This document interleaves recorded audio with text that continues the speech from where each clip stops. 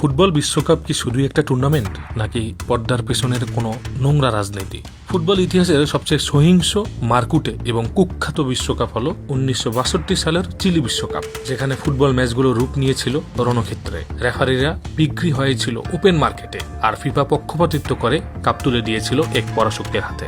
হ্যাঁ, আমি বলছি ব্রাজিলের 1962 বিশ্বকাপ জয়ের পেছনের সেই অন্ধকার ইতিহাস।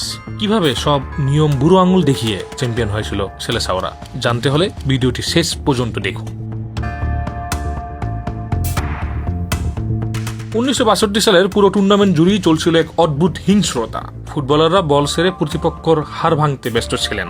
গ্রুপ পর্বের দ্বিতীয় ম্যাচেই চিলির বিপক্ষে মারাত্মক ট্যাকলের শিকার হয়ে বিশ্বকাপটিকে ছিটকে যান খোদ ফুটবল সম্রাট পেলে।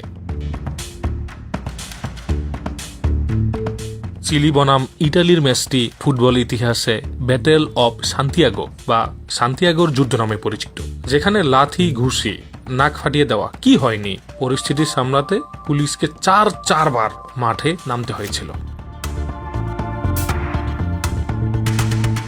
টুর্নামেন্টের একদিকে চলছে সহিংসতা, আর অন্যদিকে ব্রাজিলের জন্য তৈরি হচ্ছিল জয়ের রোডম্যাপ। পেলের অনুপস্থিতিতে গ্রুপ পর্বের শেষ ম্যাচে ব্রাজিলের মুখোমুখি হয় শক্তিশালী স্পেন, আর এই ম্যাচেই ঘটে ফুটবল ইতিহাসের অন্যতম বড় কেলেঙ্কারি।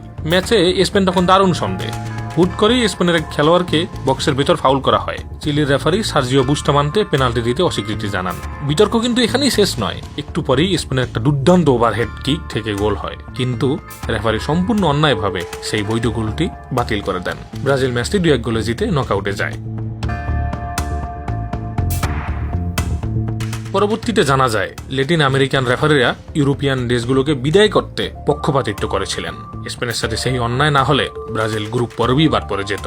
তবে আসল বিতর্ক তখনও বাকি ছিল। স্বাগতিক চিলির বিপক্ষে ম্যাচে চিলির খেলোয়াড়দের অনবরত নোংরা ফাউলে মেজাজ হারান ব্রাজিলের গারিনচা। ম্যাচের 83 মিনিটে চিলির এক খেলোয়াড়কে লাথি মারার অপরাধে রেফারি গারিনচাকে সরাসরি লাল কার্ড দেখান।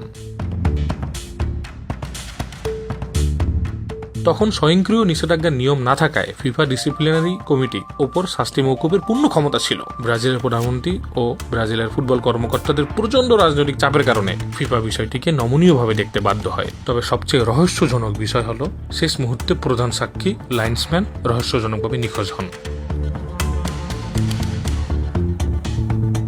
ফাইনালে ব্রাজিলের প্রতিপক্ষ চেকোস্লোভাকিয়া তখন নিশ্চিত যে গারিনচাকে ছাড়া ব্রাজিলকে তারা সহজে আটকে দেবে। তখন ফিফা এক নজিরবিহীন ও লজ্জাজনক সিদ্ধান্ত নেয়। তারা অদ্ভুত যুক্তি দেখায় গারিনচাকে নাকি দর্শকরা উস্কানি দিয়েছিল।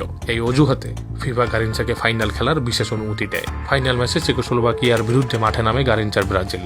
ম্যাচের এক পর্যায়ে ব্রাজিলের ডি বক্সের ভিতর ডিফেন্ডার ডালমা সান্তোস পরিষ্কারভাবে হাত দিয়ে বল আটকে দেন, যা ছিল শতভাগ নিশ্চিত পেনাল্টি। কিন্তু সোভিয়েত ইউনিয়নের রেফারি নিকোলাই লাতিসেভ চেকোস্লোভাকিয়ার পেনাল্টির জোরালো আবেদন সম্পূর্ণভাবে এড়িয়ে যান।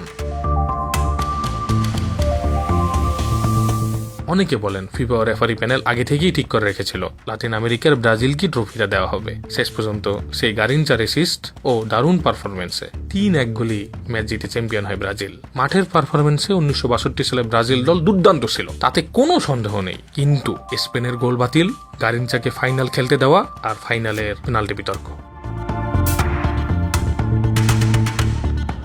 সব মিলিয়ে 1962 সালের এই ট্রফি জয় কি আসলেই মাঠের লড়াই এসেছিল নাকি টেবিল টক আর ফিফার আশীর্বাদে? প্রশ্ন রইল আপনাদের কাছে। ব্রাজিলিয়ান সমর্থকরা যারা কিশোরী আর্জেন্টিনার সিএসি বিশ্বকাপকে প্রশ্নবিদ্ধ করতে হ্যান্ড অফ গড কিংবা মেসির জয় করা 22 বিশ্বকাপকে কলঙ্কিত করতে পেনাল্টির বিষয় টানেন, তারা 62 বিশ্বকাপের ব্রাজিলের কলঙ্কিত এই ইতিহাস স্মরণে রাখবেন।